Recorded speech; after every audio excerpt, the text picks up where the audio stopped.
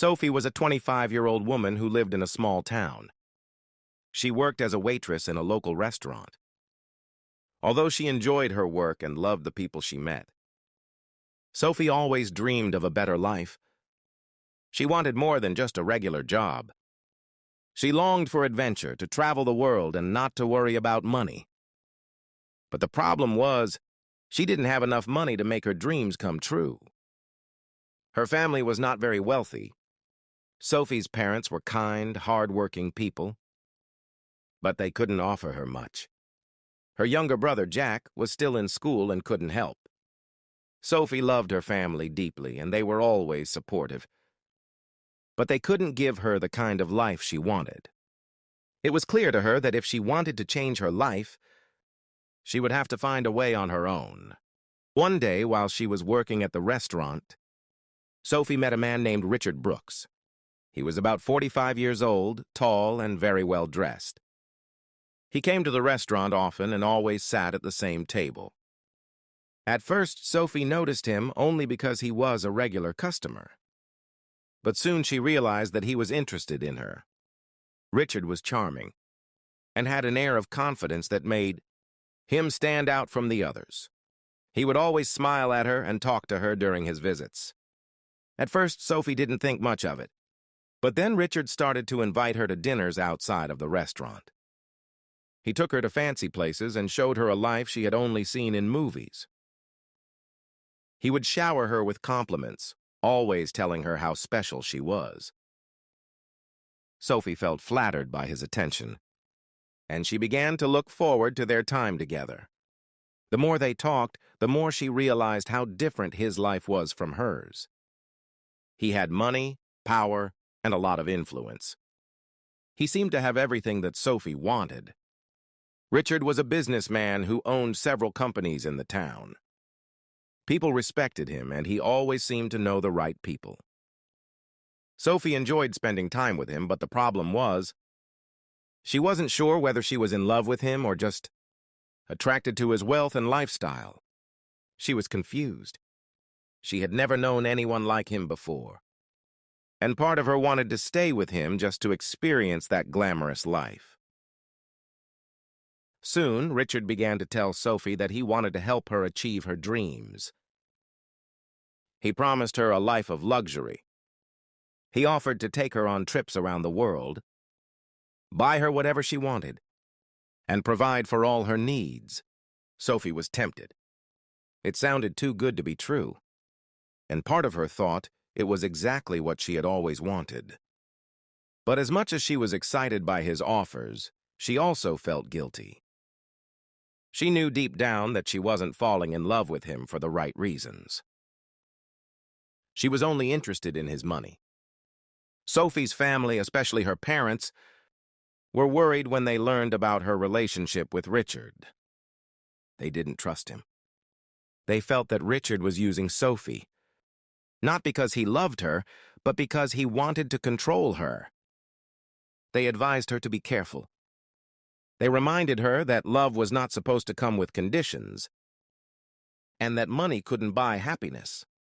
Sophie heard their concerns, but she was too caught up in the excitement of living a life filled with luxury to fully listen. She thought that maybe they were just being overprotective. Over time, Sophie's relationship with Richard grew more complicated. He began to try to control her more. He would often criticize the way she dressed or the way she spoke. He didn't like her talking to other men, and he would get upset if she spent too much time with her friends or family. Sophie started to feel suffocated. She realized that the life Richard had promised her wasn't as perfect as it seemed. She had everything she had ever dreamed of in terms of material things, but she didn't feel free. She didn't feel happy. Sophie spent a lot of time thinking about her future. She realized that she was starting to lose herself in the relationship. She wasn't sure who she was anymore. She missed the freedom she once had.